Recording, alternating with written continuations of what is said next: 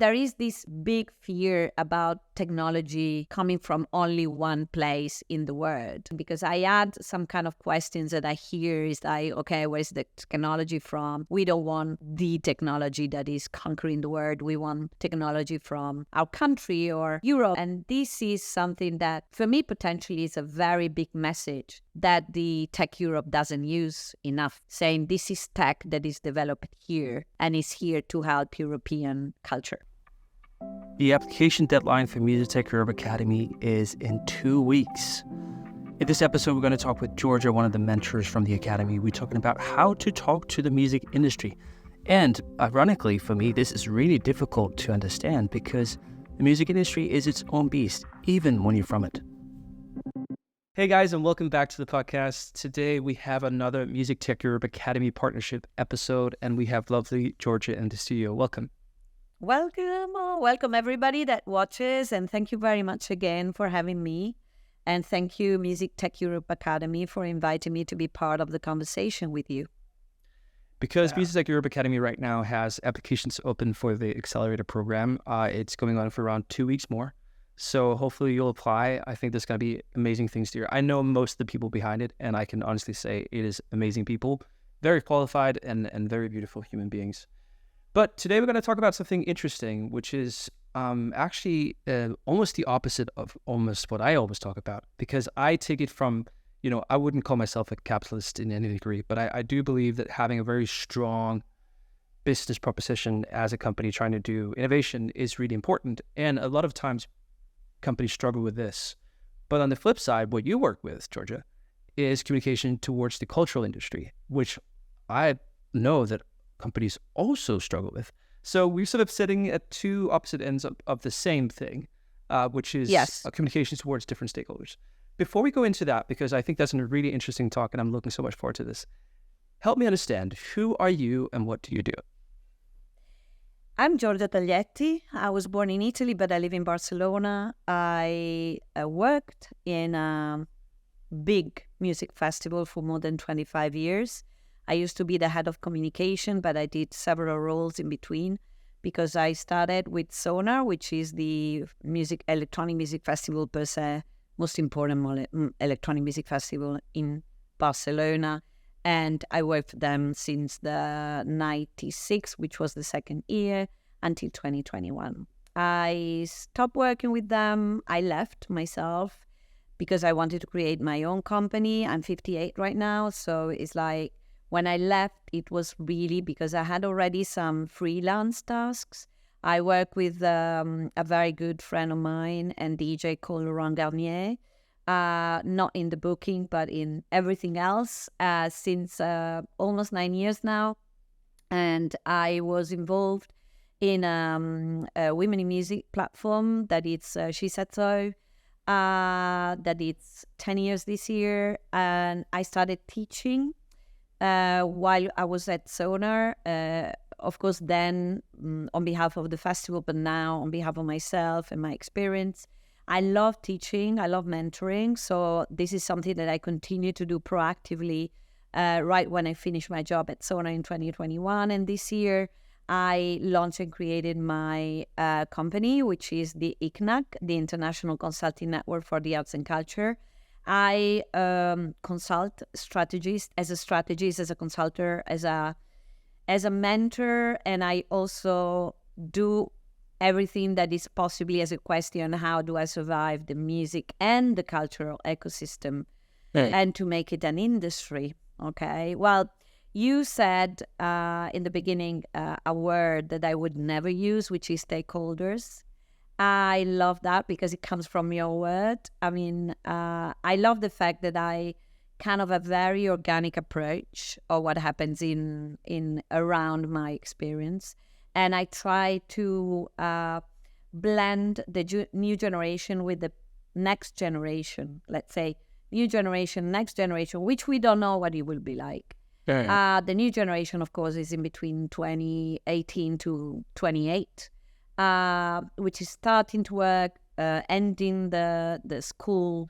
And some of them, most of them I know because I'm very attracted to know very young people and I meet a lot of young people every week. They're also entrepreneur oriented.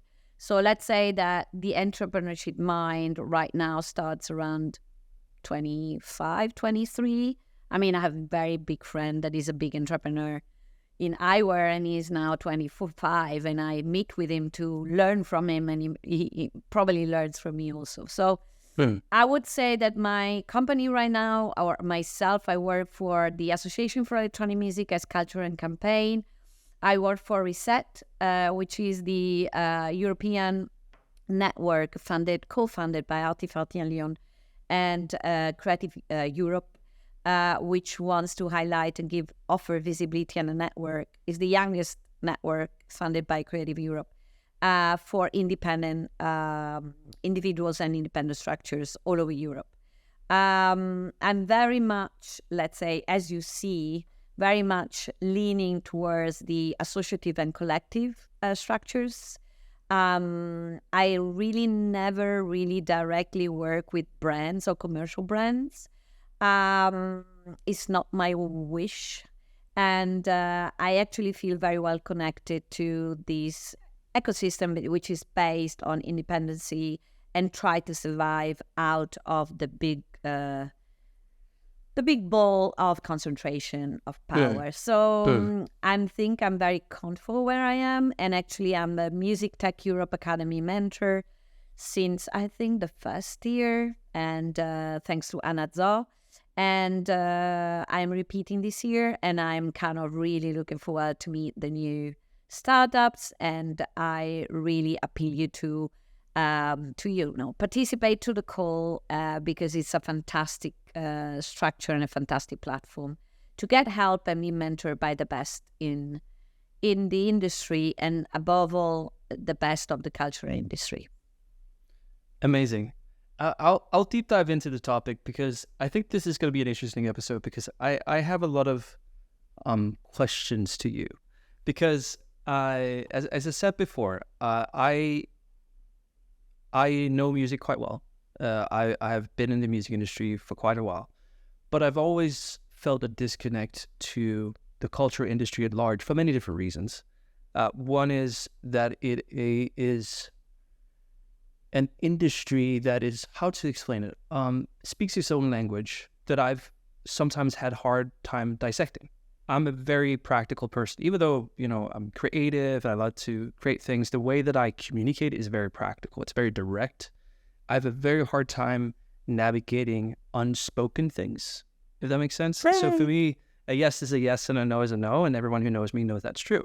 And I'm not saying that that's the culture industry, but there's a lot of cultural nuances, I believe, and I might be wrong, that's how I perceive it, where for me, for example, helping startups communicate towards investors is quite easy because the general standards of communicating your worth follows a rule book that follows best practices, do's and don'ts. There's some of other things needs to be hard earned in knowledge, but a lot of them are frameworks that are relatively agreed upon.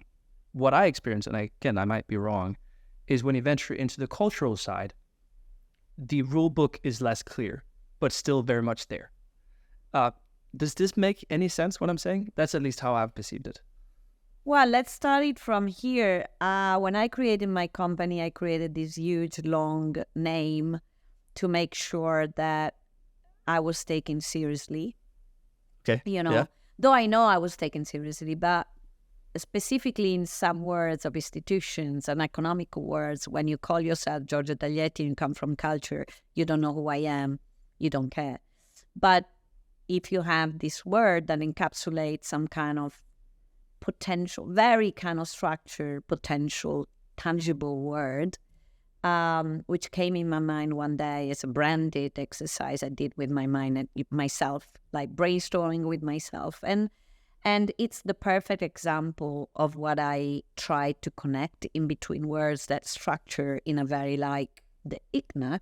When I sit down with somebody like you or with somebody as an institution and I spill it out, they totally understand what it's for in a serious basis. And they don't see me, they see something bigger than me, which is important, which makes culture relevantly more tangible. And that's what I said when I started briefing a friend of mine to say what I am is making the intangible tangible, which connects with your idea. Though it's not really connected about the yes or no. I'm not really marrying this yes and no situation. No, maybe not. But I'm marrying more the fact of, okay, what does it mean in concrete messages and actions? Which means that, one day I was invited in Hamburg to talk about the future of music business. And then I said to them, I really not the person to talk about the future of music business. I'm the person who wants to talk about the future of music. And then I explained the complexity. When you talk music business and you forget the music is something natural that comes out of everyone, that then becomes an asset for the music industry, and then it becomes something that you make your life with, and then you start entering a world in which there is a legal, economical system that is pretty much the same as any economical system. But in this process, you don't want to lose the emotions and the zeitgeist and the moment that culture is affiliated to. As much as money, right now you can also discuss to me that money is also very much linked to the zeitgeist because of the macro social situations. But in the micro situation, like you said, you have a very structured panorama that doesn't really change because something has changed. In terms of culture, you need to listen to culture. And culture is created every day. And in a way, it's very much alive. Changes in cities, in countries, it changes in languages, it changes in everywhere what happens. And then it becomes a universal language. And that's why we need to decode some techniques. And actually, I'm like you. I try to grab and synthetically make it practical to understand what's your ear in the ground, what you shouldn't forget. And that's something that happens with startups. They have an ear in the ground that is not the same as the cultural ear in the ground.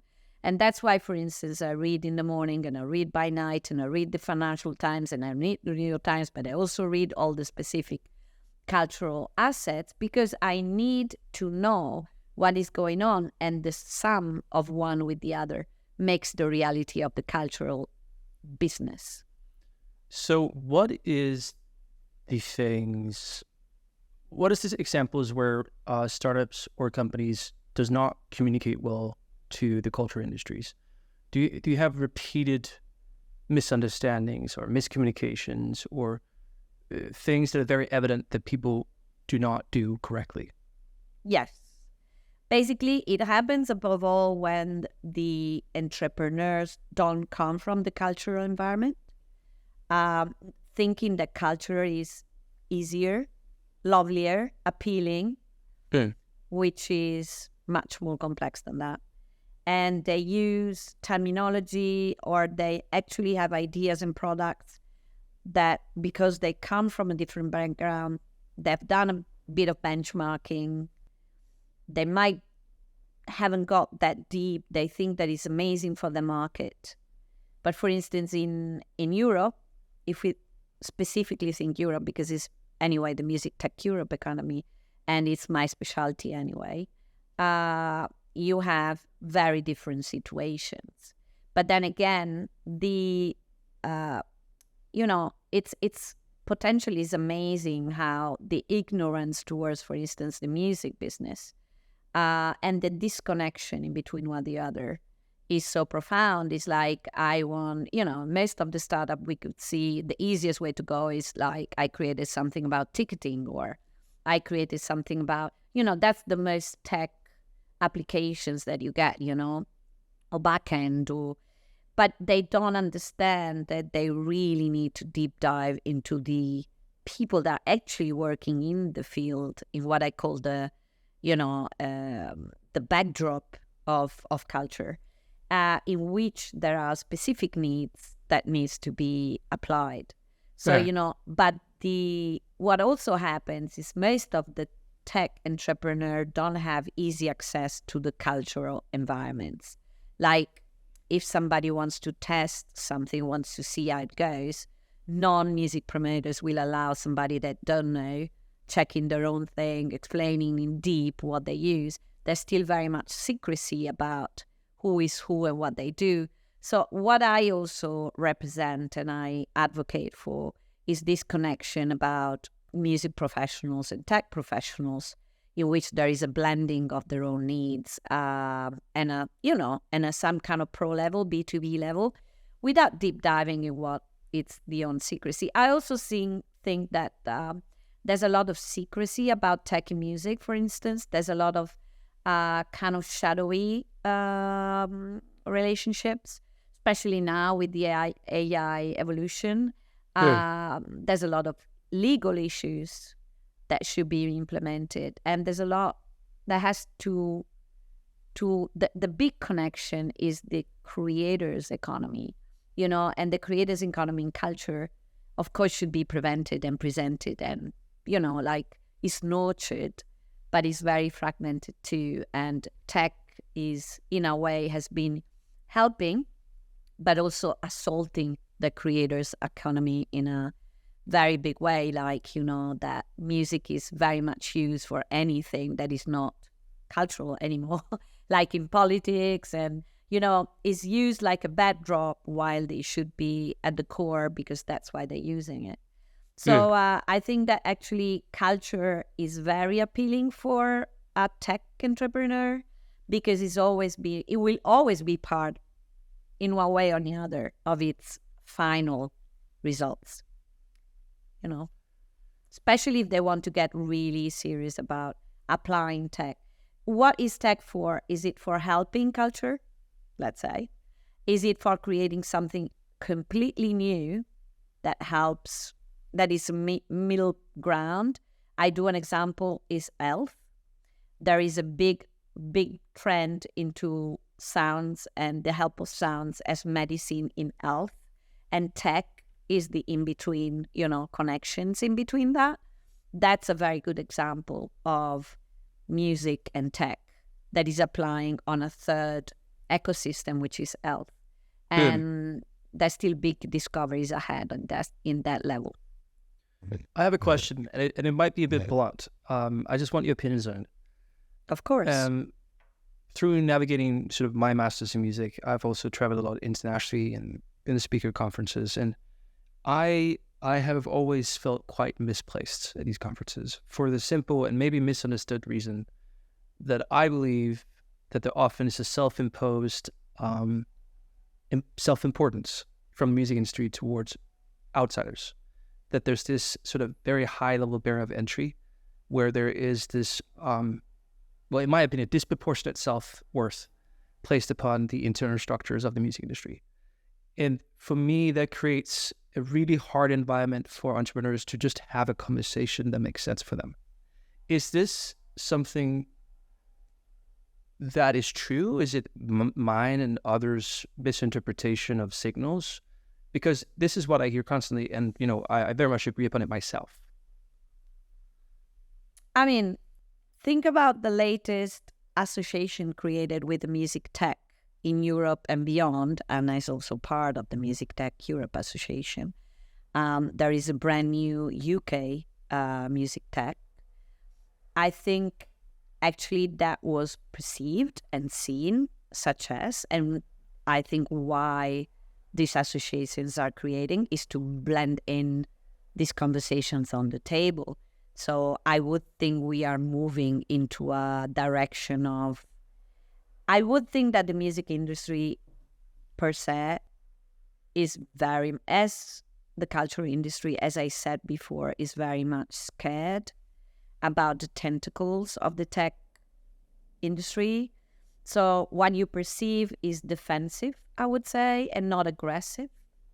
I wouldn't understand. I mean, I know the music industry is right now, unfortunately, still very concentrated, as anything is. I mean, it's not only the music industry. So it's like, please don't put the blame on anybody. Is the way it's gone, is polarizing, concentration, and everything. But there is a defensive position in anything cultural. At the end of this defensive position, there should be the creator, which is actually the kickstart of everything music, is the musician, the producer, the artist. And as much as the art, as much as the cinema. You will see that all these cultural ecosystems, they have a defensive or non-defensive, like let's say NFT scandal that surrounded the art ecosystem. That's a very good example of embracing a technology being from the non-technological world and misuse it for economical profit. It's very interesting how you perceive the defensive aggressive side of it. Yeah. One thing I know, because I'm pro-technology 100%, is that technology is a very big weapon, but at the same time is a great tool. So I perceive tech as a tool. I perceive humans still as the creators of those tools, not technology per se. I don't see AI as an independent artificial intelligence yet. So because we're not there yet, I still go back to humans. And I do think that ignorance, misconception, and some big tech failures, let's say startup failures, financial failures, NFT failures, have created a lot of pain, fear, and misconception. You know, and I think that, for instance, it helps with the NFT ticketing. You know, there's a lot of potential NFT ticketing startups out there, and the NFT words already scares people out, like, ooh, you know, like the blockchain and all this terminology that, for me, are still very valuable, but have been attached to so many big public scandals that they need to reconstruct their own wording and their own communication and their own messaging. So that's also what I do a lot, is like recreating myself and thinking what is good in technology that should be promoted in between the cultural ecosystem, saying, hey, this is not bad. So the failure of multiple cultural tech ecosystem is also being very scary. And, you know, I think it's very important that we try to find a middle game in which we really find tech that is super useful for the real necessity of the music industry, instead of bringing on the tech without talking to the real actors, which that does not only include the companies, the booking, the managers, the publishers, it includes the creators. So it is definitely a dilemma, and it's one that I myself is trying to figure out how to communicate to both sides. I have, throughout my career, been quite lucky. I've always had people who believed in me before they actually should have believed in me, which means that I've never really had any closed doors. And whenever I travel nationally, internationally, you know, I get to talk to the people I get to talk with. But for me, that's kind of weird, because I never felt a part of the club. So I can feel like I can see it from both sides here. I can see that there's startups that I work with on a day-to-day basis that wants to communicate worth towards certain, I'm not going to say stakeholders, industry professionals or companies within the music space or culture space. And there's a really difficult thing is because it's two ways. I see one, that they don't know how to communicate their worth to them. And the second is, and this is where I believe this is most striking, there's very few people who do the homework on what technology can do to their business. Because, and for me, that is two very difficult things to work with, because even if we were to work with the most perfect communication from the startups, they're still going to meet the lack of homework. So they basically need to do two things. They need to speak their language, and they need to not educate them, but basically motivate them to learn more about what you're doing. How would you go about that? Because that is difficult.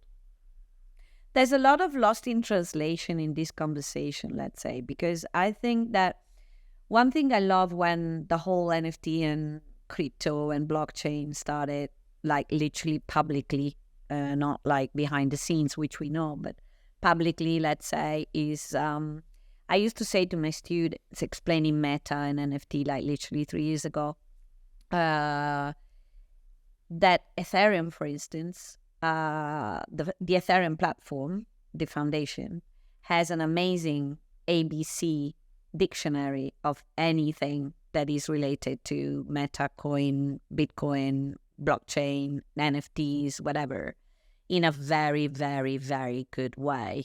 So they did a lot of, let's say, education about the rules. And back then, I mean, imagine.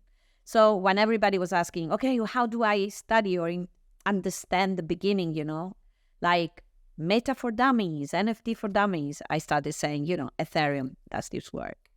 And I loved it.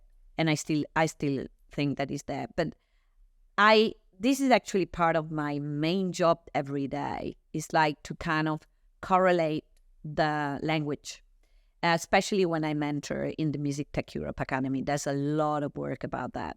It's like how to reach out these people, how to talk to these people, how to enter the right gates, and how to review even websites, pitches, documents, emails that are like not aiming for finances, but are aiming to make them understand the value of the proposition. And, I think actually that music right now is hungry for technology for many reasons, but it's hungry for technology that is tailor-made, always has.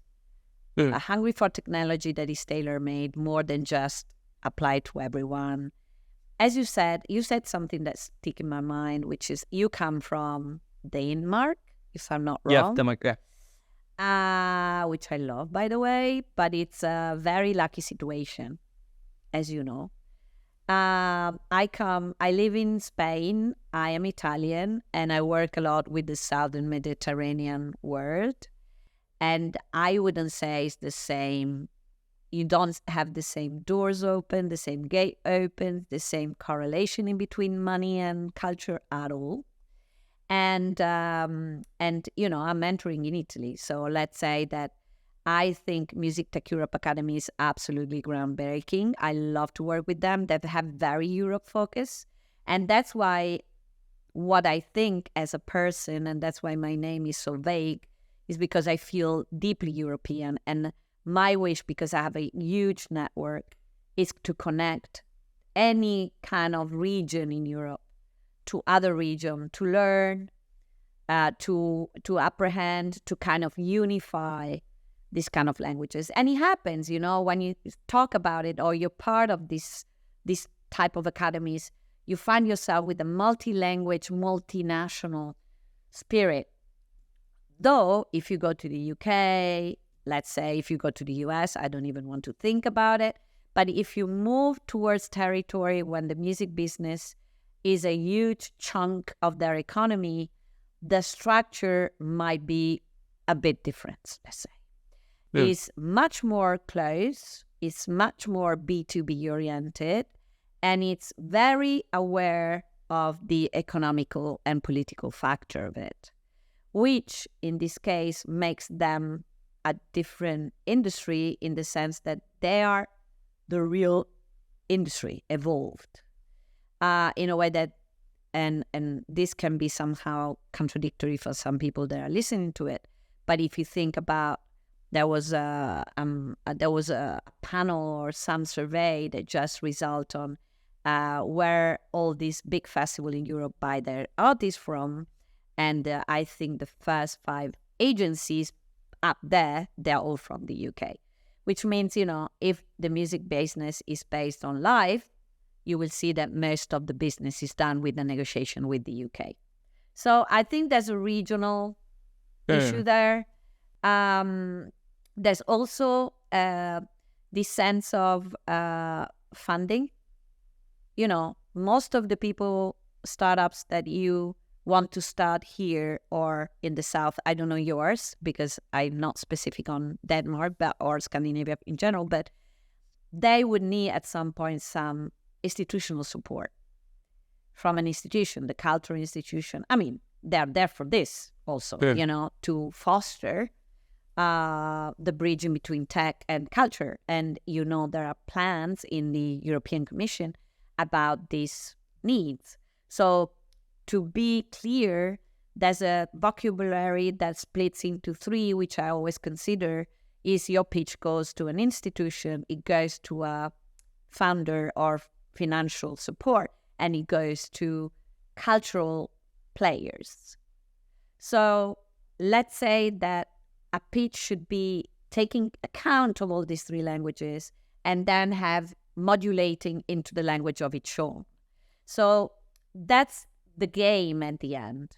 But sensitivity, for instance, I do a very clear example, which as I said in the beginning, I've been part of She Said So for a long time. And once I jumped into the music tech ecosystem, we are talking 12 to 18% of women and the rest is men, okay? It's an horrific figure. Maybe some women around here have most updated one, but I don't think we have never overcome the 20%.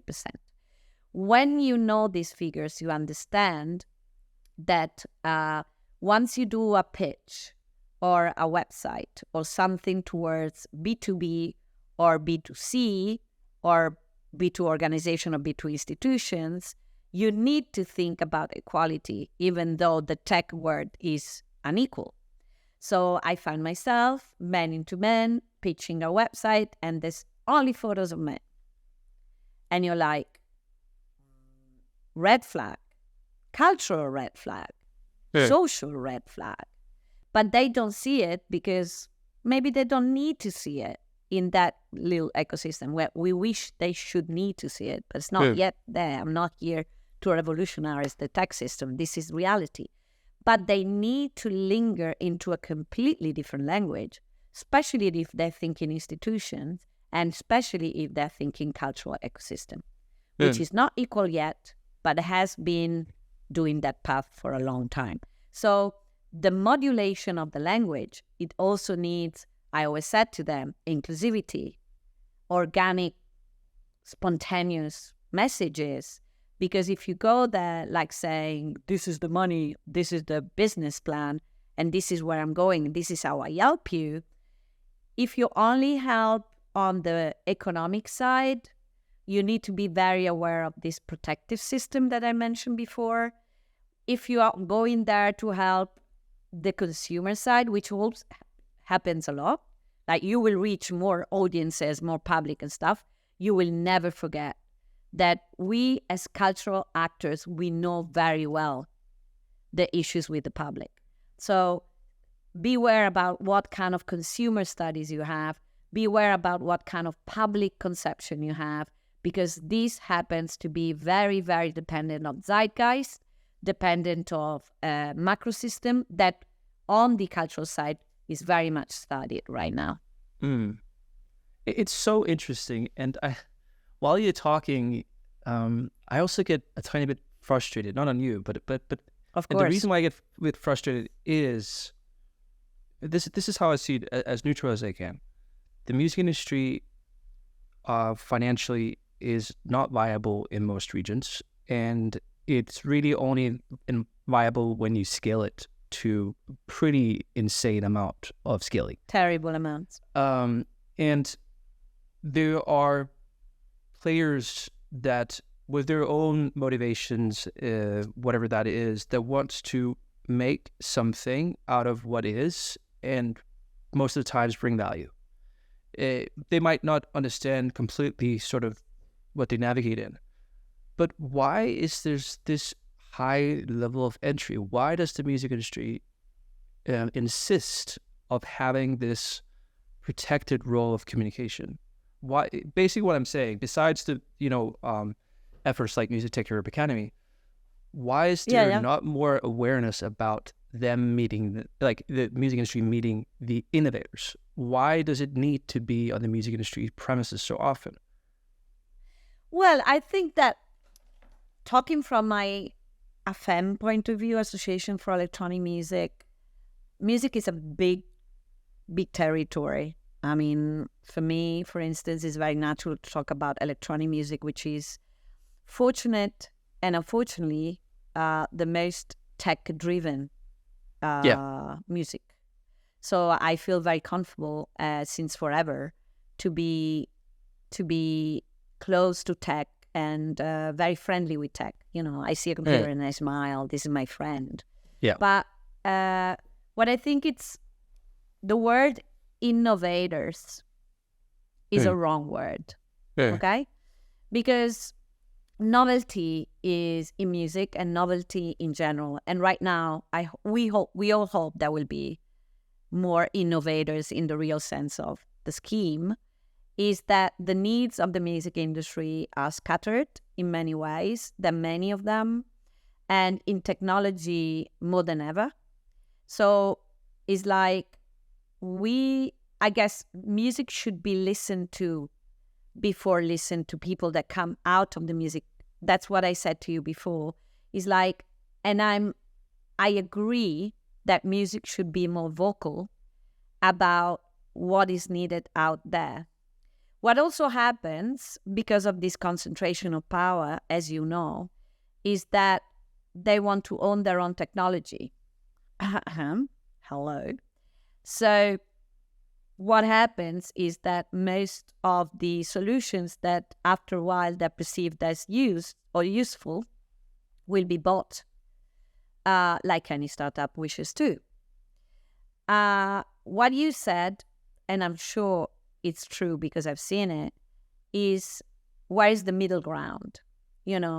Where can the tech help any level of music industry be powerful, be powered by, and also adjust injustice, because of this lack of unification in distribution, unification in reading data, in understanding the markets in one way.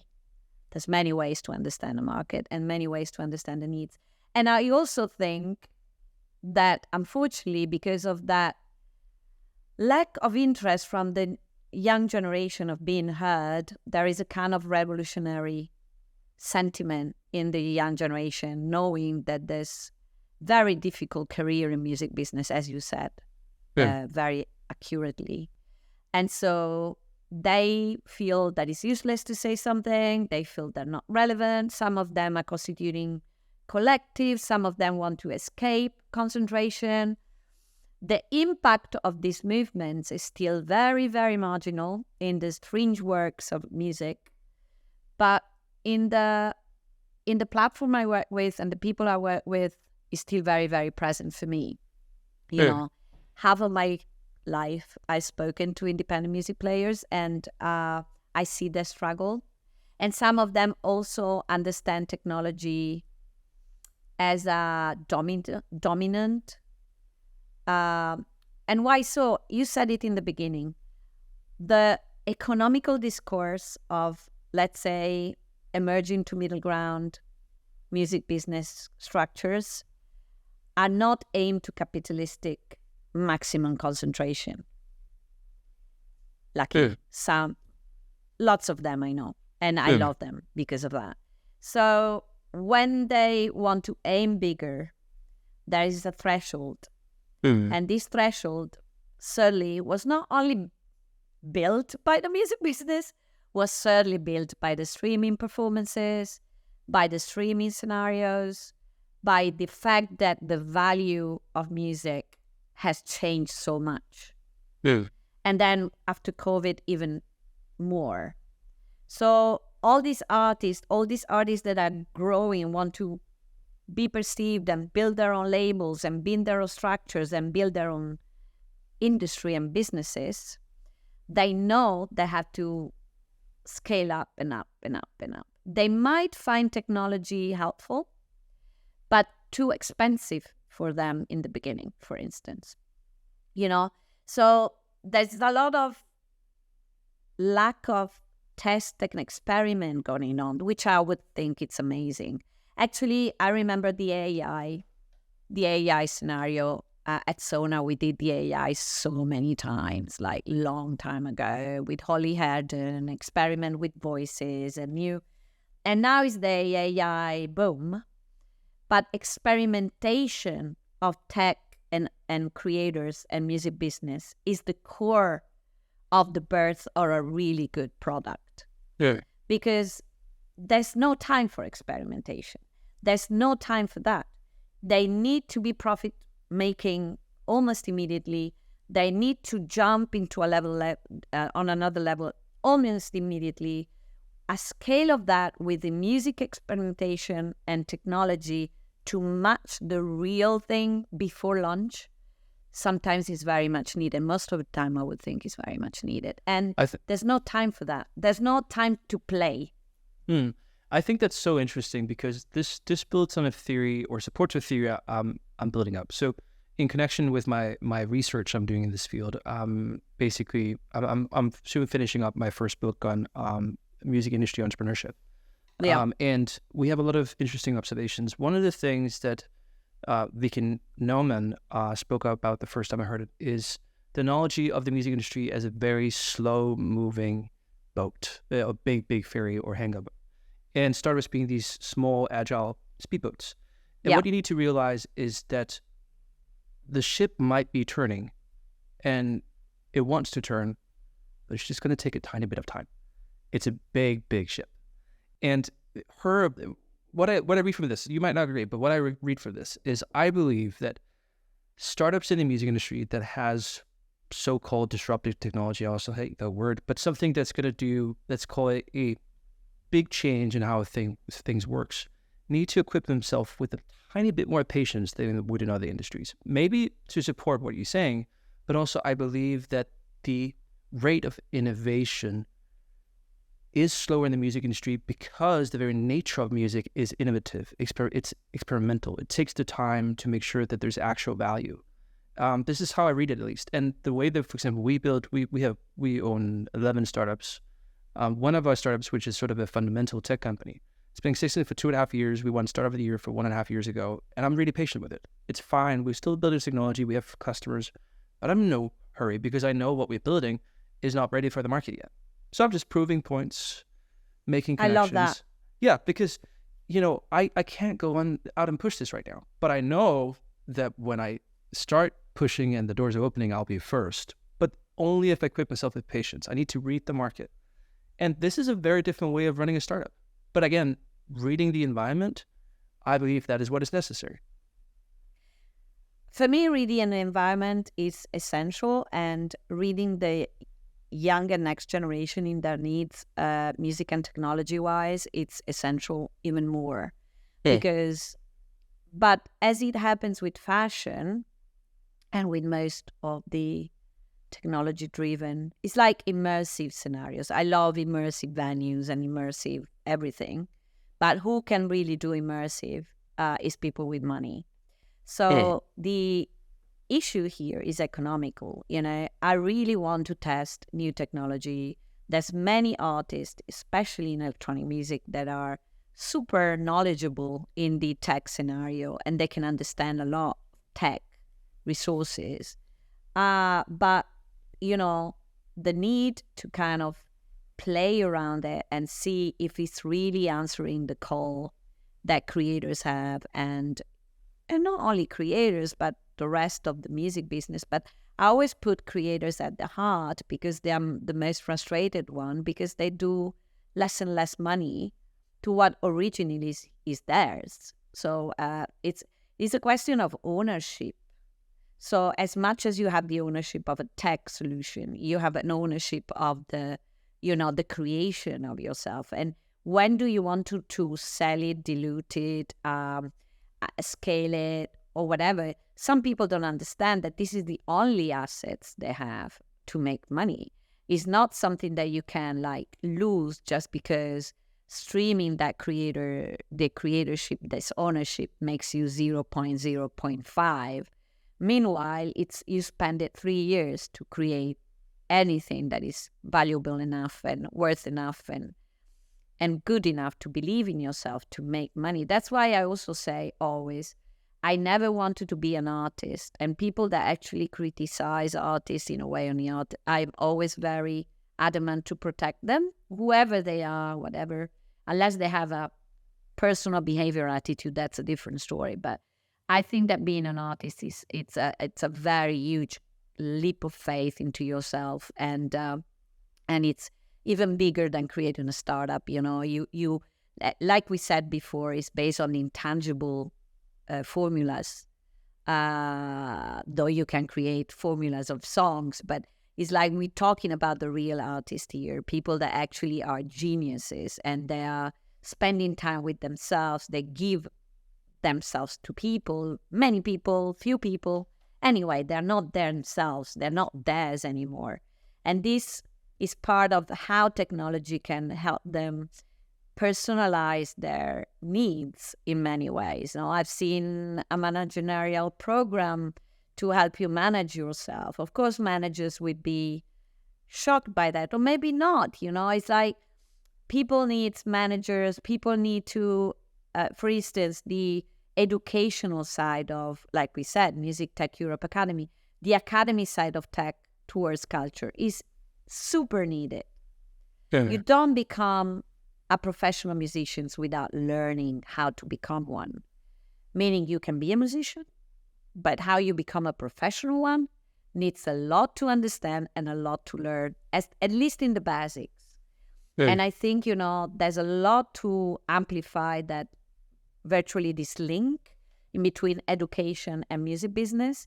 I teach in two of them, but I know there should be more Berkeleys and more schools that actually allow you to understand how the music business works, in touch with the big players, but also the mid players, organizing internships, explaining what tech is doing for culture. We are back to ignorance versus knowledge and versus acknowledgements of the gaps that we have in this sense. And, that's why I think that the associations, which I'm part of, proudly, I think one of the jobs we can assume mostly is to educate out there, our members and beyond. But, to really bring to earth issues and make sure that we hear what they say. As you said before, zeitgeist is possibly my favorite word I drop every 5 seconds, because it's like everything that is happening right now in the world, macro, or even regional, local, you need to have an ear to the ground to see if this startup is fitted for the purpose, if the market is ready, and also for the artist if the market is ready. We talk in markets at the end, and that's, I agree, because that's how a musician become professional. There's a market out there, and how you sustain that market. And I think there's still a very unbalanced market out there. Really? It's a completely different game from one country to another. There's a prevalent market, and you need, I think, lingering there. I also would like to underline the fact that most of European technology, people feel that everyday technology is owned by the Americans. So you also have this scare, like, oh, what kind of technology is it? Where it does come from? Will you be bought by somebody bigger? Will I have then, that there is this big fear about technology coming from only one place in the world. And this is something that also is present, and is depending on what technology you're evolving and which tricks and bits you're using, where they're from, So I think it's very interesting, because I add some kind of questions that I hear is like, okay, where's the technology from? We don't want the technology that is conquering the world. We want technology from our country or Europe or whatever. And this is something that, for me, potentially is a very big message that the Tech Europe doesn't use enough, saying this is tech that is developed here and is here to help European culture. Yeah. Before we end the episode, I have a few observations that I'd like to share, and also like to ask what you think about those observations. So when I hear you talk, and people I've known for 10 years talk about music, the way that I sort of separate my understanding of music and the business and industry is really in 3 categories, and I'll try to explain my points. So you have the base layer, which is music, which is performing music, creating music. It's sort of being in physical or emotional contact directly with I'm going to use the word product. I'm probably not allowed, but that's how I see it. Then you have a layer above that, which is directly working with the creators of making their careers make music, which I call music business. It's direct touch point right behind the artist. And then you have the music industry, which is the infrastructure that supports the business and the music. This is how I categorize it, and there's a bit of disagreement on it, but that's clearly how I see it. And when I look at sort of startups, companies, and we talk about having some sort of industry market fit sense and also being able to communicate the worth, we're basically talking about a few different things. So I believe that, and I might be very wrong here, but these are what I try to be neutral assumptions. If you are in the music category, so not the music business and music industry, it's not very helpful either if you want to do business, because basically you're speaking the words of the creators, which is a separate communication form, I believe. When you speak music business, which is basically zoom it a bit out from the creation, trying to make money from it, you might have a really good communication towards what I call B2C propositions or direct to artists or that kind of thing, but it might not be helpful for, basic technologies, more, that kind of stuff, the B2B layer. And if you're from the music industry, you might have a clear B2B proposition, but struggle with what I call B2C or the direct to artist sort of propositions or the musician. So basically what I'm trying to say is there's even 3 layers of communication here.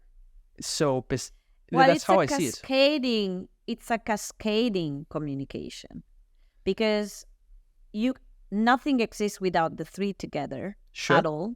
Mm-hmm. So all the layers of communication should be, which is my dream, my dream, of course, as you can imagine.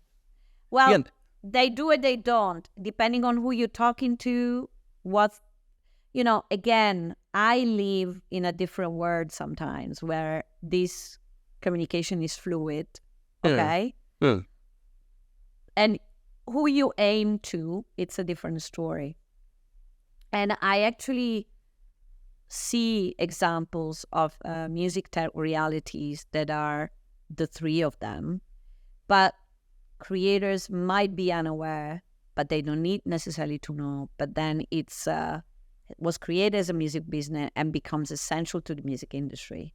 So the real game here is, one person that sums up this is a manager.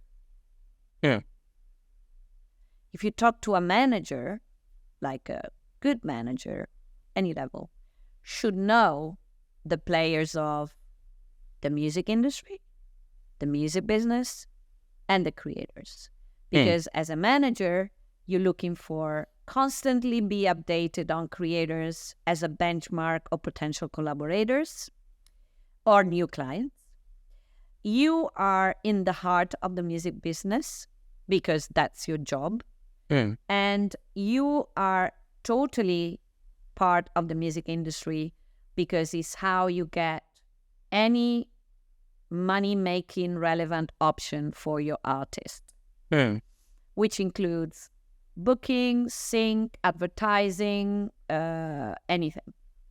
So, and actually everything as publishing rights, which, for instance, publishing rights for me would be in the middle, like music business and legal, and then music industry, it will end up being the whole process of actually industrialization and making money out of it, which will include, the sync, the advertising, the bookings, every single category that includes getting money out of it. You know what I mean? And that's why I think a manager is the point of connection. What happens, which happens, and more in South of Europe, you don't have that many managers. Yeah. And you have many creators without a manager, which doesn't have the knowledge enough of the music business to jump into that kind of negotiation. Sure.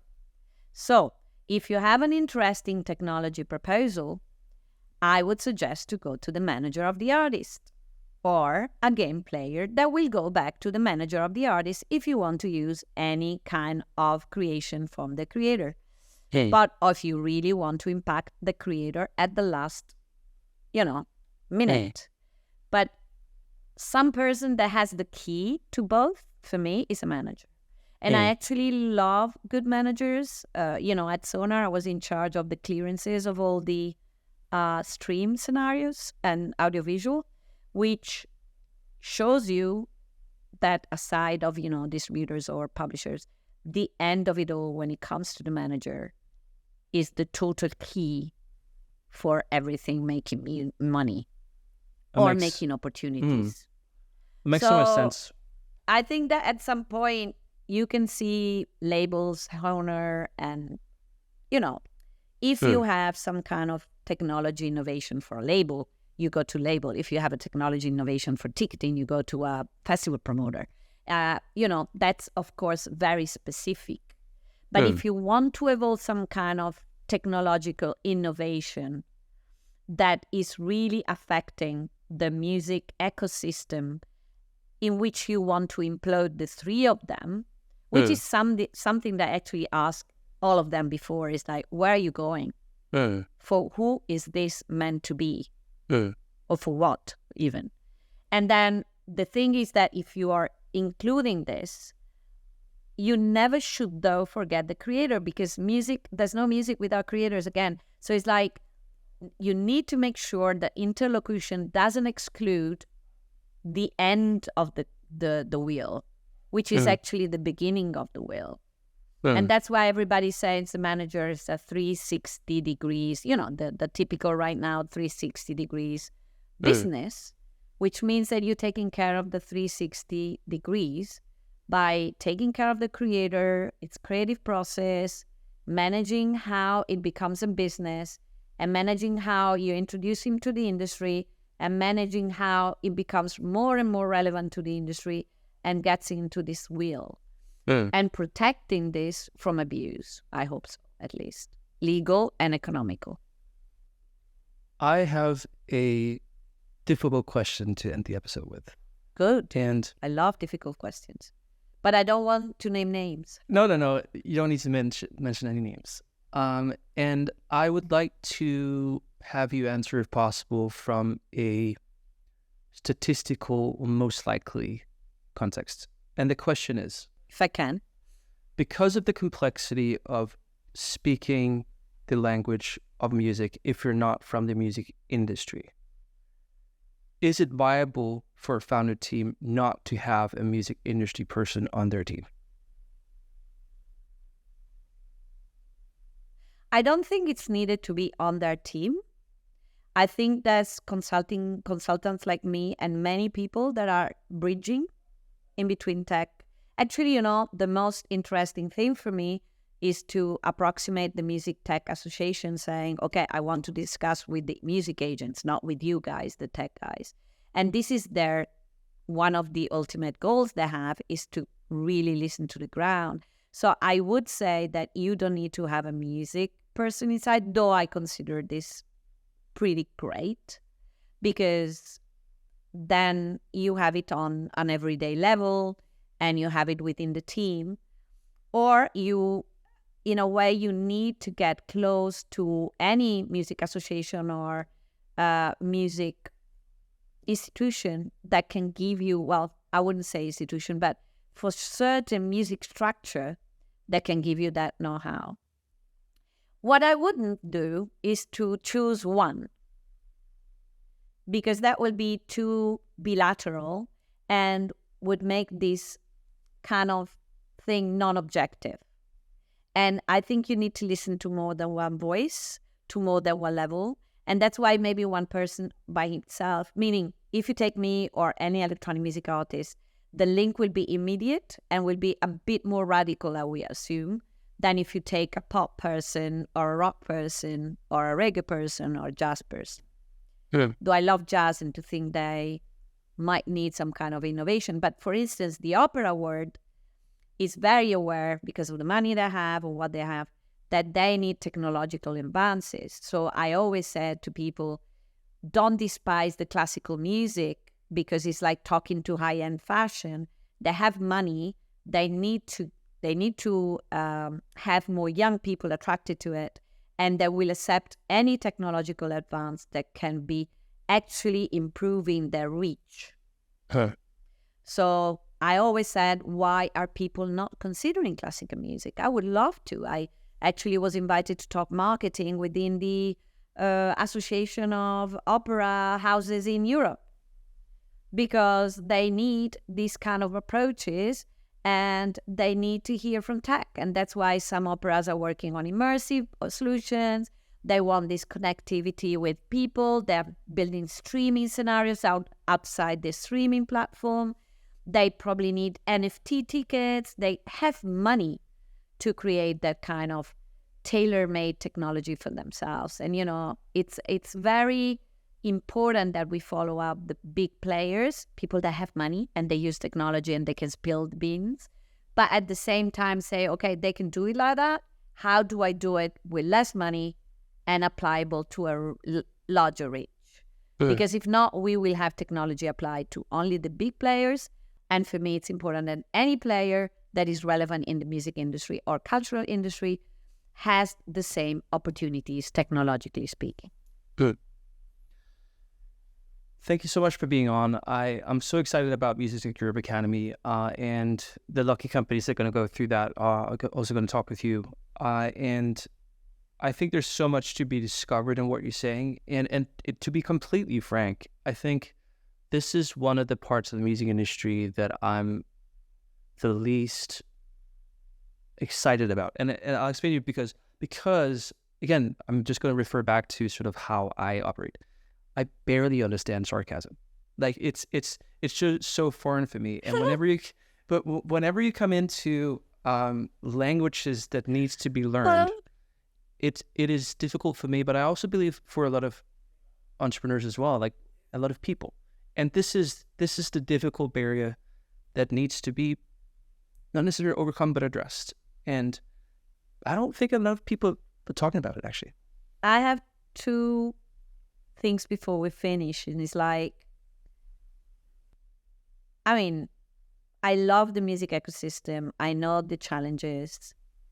I've been riding on the waves, and I've been down and I've been up, which is fine. It's part of the life anyway. But I would think sometimes sarcasm is a way to protect fear, and to overplay yourself is a way to the fear of fear and of being underplayed, which there is fear at some point. There is fear of losing the copyrights. There's a feeling of fear around music recognition. There's a fear about how technology can really change too much, let's say, and depersonalize the business. So that's a fear I can share, I can understand. Technology is so fast and music is not fast. And another thing is, where are the media and how they play? Because I'm talking to a podcast, which I love, but where are the media and how they play this gap? And I think that there's less and less media specialized in music per se. There's more and more media specialized in music industry per se. And so we're missing the music soul sometimes, I think, in the music media. And, people read these things and share these things. And right now we're all reading about economy, but we are less and less reading about culture. And I'm concerned about that. And I do think there should be more and more. That's why I could do, anytime you want to invite me, I'll be there, processing my belief. And because I think word out, I'm really proud of having this background of communication. Sometimes I underplay it, but I think I was very fortunate to be born like that, because I really feel I want to speak out and I feel comfortable. And I really think that, you're doing an amazing job of putting this out in the world. I will share it within my communities and my jobs, and because we speak a lot about these things, as you can imagine. And I think it's been a great conversation in order to put out the word, in being bridging the gap, but also bridging the gap about anything that is kind of going one way or the other. And as you know, there is this kind of trend of isolating economy in a big bunch of big rich people and big technology solutions, that will avoid the touch and feel of everybody's else possibilities in the world to, it's like people, like young kids without the coding, or, we need to upscale your knowledge in tech, a minimum knowledge in tech. But you also know that when you go to school, you're not taught these kind of things. So education is essential. It's very, very essential. And it doesn't mean for kids. No. It means for everyone. Every day, all life. Mothers, father, kids, and everything in between, but also professionals that want to learn how to understand technology better and how to understand the positivity of technology and evolution. Yeah. This has been amazing. Thank you so much. All startups listening, go apply for Music Tech Europe Academy. There's 2 weeks left. Do you say TAC, I think? Music Tech? No, you say TAC in your country? Oh, TAC. Yeah, we do. We say TAC. I think you say TAC, so many TACs to you for this conversation. Respect for each other's cultures. Yeah. And I hope we see each other very soon. Thank you.